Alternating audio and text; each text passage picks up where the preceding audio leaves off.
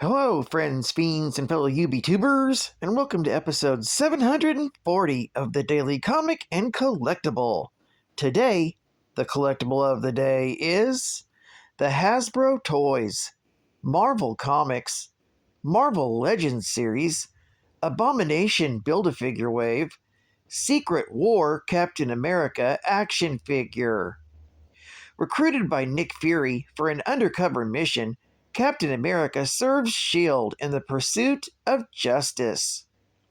This 6-inch scale action figure from the Marvel Legends collection is inspired by the iconic Marvel Comics universe. Featuring a meticulous crafted likeness of Captain America, this 1/12 scale figure captures the essence of the beloved superhero from the comics. Captain America features multiple points of extensive articulation, offering a wide range of poses for play and display. This Secret War Captain America is also part of the Abomination Build-A-Figure wave. Collect the set to create your own Abomination action figure. Accessories include, with the 6-inch Secret War Captain America, the Abomination Build-A-Figure piece, an extra interchangeable hand, his iconic shield that can be held or pegged onto his back for display, plus a special throwing effects piece that attaches to the shield for real action poses. This highly detailed figure comes in a full window display box and is a must-have for any Marvel collector. This Captain America was released in 2016 by Hasbro Toys. Now, the comic of the day is Captain America, Volume 1, issue number 218, with a cover date of February 1978, but was released in November of 1977.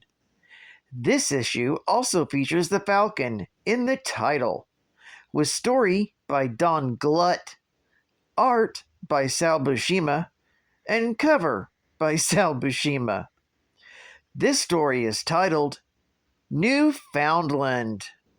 The story opens with Captain America meeting a mystery woman named Vita, who's actually an agent for the Sinister Corporation, who claims to know about his missing past. As they head through the night, they're suddenly attacked by costumed thugs, seeking to capture Vita. Captain America easily defeats them and asks the police to deliver them to S.H.I.E.L.D. headquarters. Cap is increasingly suspicious of Vita and her motives and takes her to Avengers Mansion. There, she reveals how she knows so much about him, Agent R. The female agent who was present at his origin was also her mother, and she fell in love with the Cap from hearing her mom's stories all about him.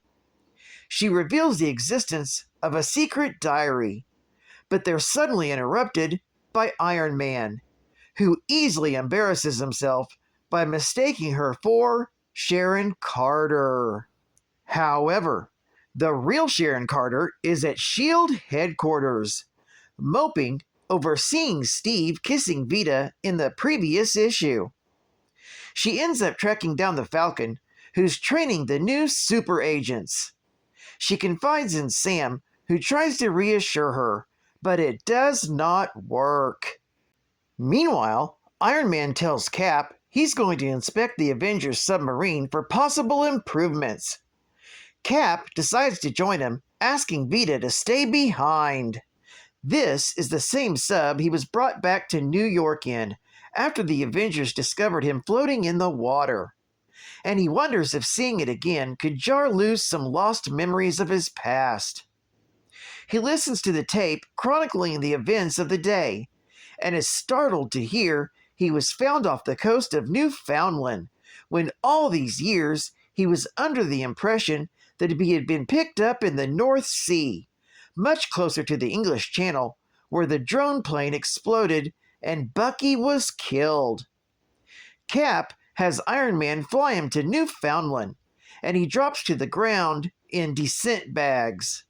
Switching to a Steve Rogers identity, he wanders the island's streets, with a nagging sense of familiarity. Later that night, he spies a gang of masked men, similar to the ones who attacked Vita the previous night, and follows them as Captain America.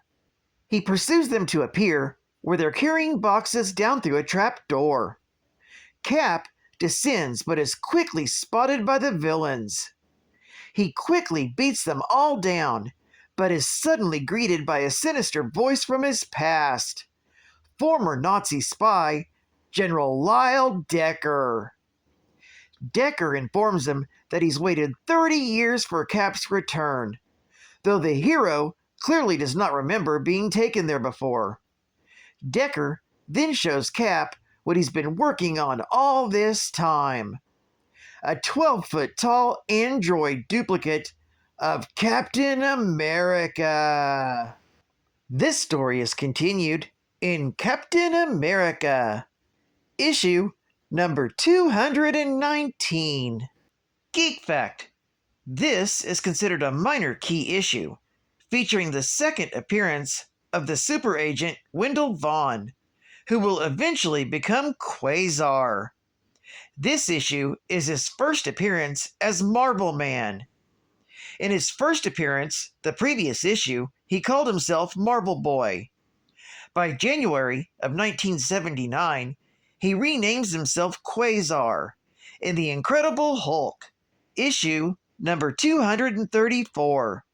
This issue is also the first appearance of former Nazi spy General Lyle Decker. Bonus Geek Fact. As a scientist working under the command of the original Red Skull, Lyle Decker was charged with the undermining of a movie based on Captain America, entitled The Adventures of Captain America. Going undercover, Decker was hired by Democracy Studios as a special effects designer. As part of the plot to sabotage the film, Decker orchestrated various filming accidents. After an on-site investigation by Captain America, as well as another accident involving the actor hired to play Cap's role, Decker hatched a plan to replace a prop laser with a real laser of his own design in order to kill the lead actress. Captain America, along with his sidekick Bucky, were able to save the actress and confront Decker, who was able to escape by knocking Bucky and himself off a cliff and into the ocean. Decker, who is believed to have met his death after the altercation with Cap and Bucky, was in fact picked up by a German U-boat containing a furious Red Skull, who proceeded to torture Decker for his failed mission. After his punishment, Red Skull left Decker to die in the cold waters of Newfoundland, but his body was found by a fishing boat. During Decker's new rise to power, Cap had been hurled into the Arctic and put into suspended animation by the super soldier serum that coursed through his veins. After being found by the Avengers and revived, Cap had another altercation involving Decker in this issue. Cap was captured by Decker and his forces, and had his power drawn off and put into a 12-foot-tall android. Decker then transferred his own essence into the android. Rechristened Ameridroid, Decker now had all of Cap's abilities, though proportional to his new 12-foot-tall android body. After a fight with Cap, Decker, now Ameridroid, realized the folly of his actions, for in his new body, he would never fit into society. Captain America was able to influence Ameridroid into stopping his rampage and to start anew. Advertising Ad Fact. Whoa! Broadcast and receive messages up to 1/4 mile.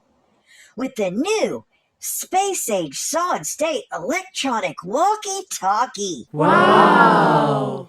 With transistorized receiver and transmitter. What? You can even send and receive voice messages. And send and receive Morse code signals. Oh my gosh! Imagine the fun and excitement of having your own two-way communication system for exchanging voice messages or Morse code signals when camping, hiking, fishing, or riding your own neighborhood. Just push call button to talk or beep Morse code messages. Release to pick up incoming calls from the other unit. Comes with a 6-section telescoping antenna. Morse code chart is printed on the case for easy reference. Each unit uses a replaceable 9-volt battery. And believe it or not, no license is required. So come on, join the space age and get your own walkie-talkies. Out of this world. And if you're lost, then you look and you'll find Spidey. Time after time. If you fall, Storm will catch you, she'll be waiting. Time after time. Emma Frost, Professor X can easily find me. Time after time. If you want to know more, oh, Geek Facts will be waiting. Oh, time after time. Wendell Vaughn was born in Fond du Lac, Wisconsin. He graduated from Shield Academy. Although considered highly capable by his superiors, they nonetheless deemed him unfit for field work, sensing that Vaughn lacked the necessary killer instinct that would win at all costs. His first assignment is security detail for a research facility, where a team of scientists were performing experiments on the quantum bands, taken from the deceased Crusader. A test pilot selected to wear the bands proves spectacularly successful at wielding them, but he perishes when the energy output reaches a critical mass beyond his control. Vaughn dons the bands when the criminal scientists AIM launch a full-scale assault on the facility. Using the band's powers to generate solid energy constructs, he repulses the attack. When the energy buildup begins to overwhelm him, he decides to simply relax and go with the flow. To his surprise, the buildup abruptly dissipates. Vaughn realizes the key to wielding the bands is a flexible will, rather than an indomitable, uncompromising one. Ultimately, his lack of a killer instinct makes him a more suitable wielder for the bands. Wendell Vaughn becomes a superhero, using the codename Marble Boy in his first appearance alongside S.H.I.E.L.D.'s superhuman super agents. He next becomes Marble Man and finally settles on Quasar. Well, I'd like to thank you for joining me for another Daily Comic and Collectible, and I hope to see you again Thursday. This is Cut Fun Comics Man, and I'll catch you on the flip, baby. Over and out.